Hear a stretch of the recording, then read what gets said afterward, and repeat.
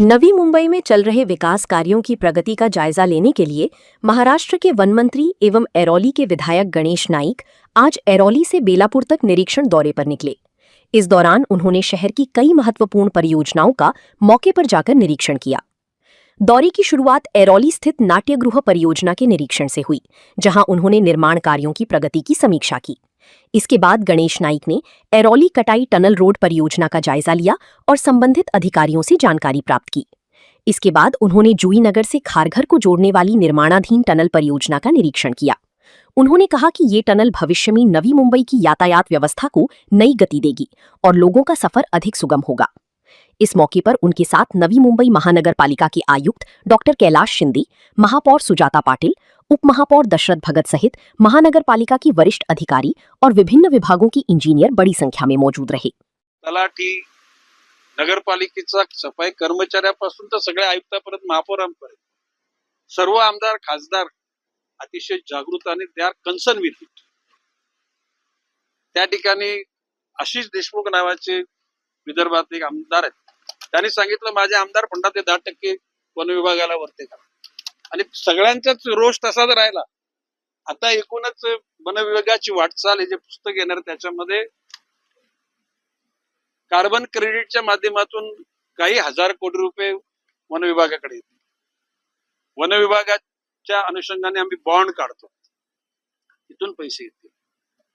प्रत्येक खात्यातून काही टक्के रक्कम वन विभागाला द्यावी अशा प्रकारची धोरणच आहे। आणि सर्वोच्च न्यायालय, केंद्रीय म्हणजे माननीय पंतप्रधान, माननीय मुख्यमंत्री या बाबतीमध्ये अतिशय सतर्क आहे।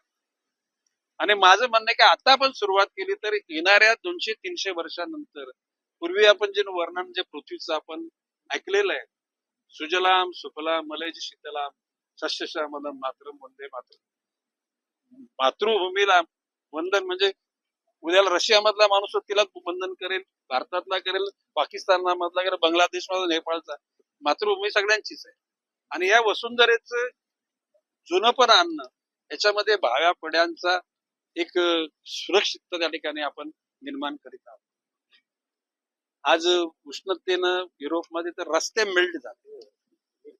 मेल्ट झाले, आणि जर का हे जर याची जर जाण आपण न घेता जर असे बेधुंद वागलो तर मनुष्य प्राणी कशाला, कुठलाच प्राणी या पृथ्वीवर राहील की नाही शंका आहे।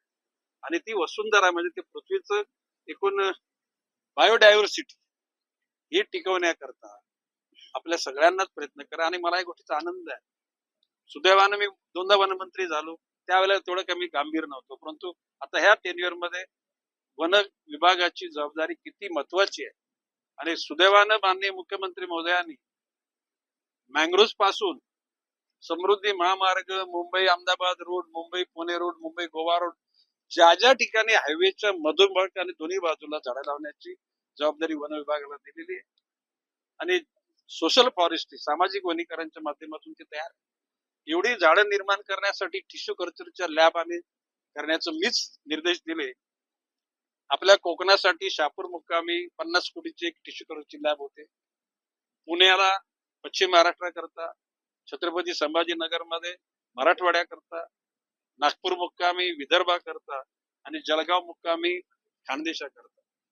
नुसती झाडं निर्माण करणं, त्याला हार्डनिंग म्हणजे त्याला जोपासना करणं, त्याची लागवड करणं, भविष्य काळामध्ये एखाद्या वनामध्ये किती झाड आहेत, कुठल्या प्रजातीची आहेत, त्याची उंची किती, त्याचा गर्द म्हणजे त्याची रुंदी किती, ही मोजमाप करणारे यंत्रणा निघालेले, ते आता लवकरच खरेदी करायला सांगितले। 36 जिल्ह्यांकरता उद्याला 100 म्हणजे साधारणपणे 1.5 ते 2 कोटी रुपये त्या मशीनची किंमत आहे। ग्लोबली त्याचं टेंडर काढून तशा प्रकारची यंत्रणा त्या ठिकाणी निर्माण करायचं ठरवलेलं आहे। आता तुम्ही स्पेनला मध्ये वनवा लागला, विस्ता विजत नव्हता, आणि म्हणून यशस्वी आग लागू नये म्हणून प्रयत्नशील असलेल्या देशांची अभ्यास दौरा करा, आग लागल्यानंतर यशस्वीरित्या विझवणाऱ्या देशांचा दौरा करा।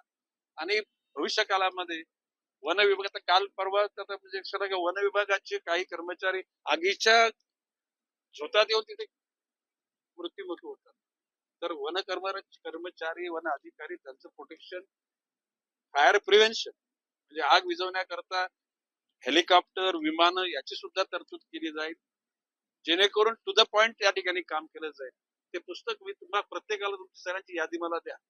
म्हणजे प्रिंट मीडिया, इलेक्ट्रॉनिक मीडिया आणि सोशल मीडिया त्या प्रत्येकाला एक पुस्तक मी त्या ठिकाणी देईन. आणि एकूण जी प्रगती होते, माननीय पंतप्रधान नरेंद्रजी मोदी, माननीय मुख्यमंत्री देवेंद्रजी फडणवीस याच्याकडे मी मंत्री म्हणून मी समाधान.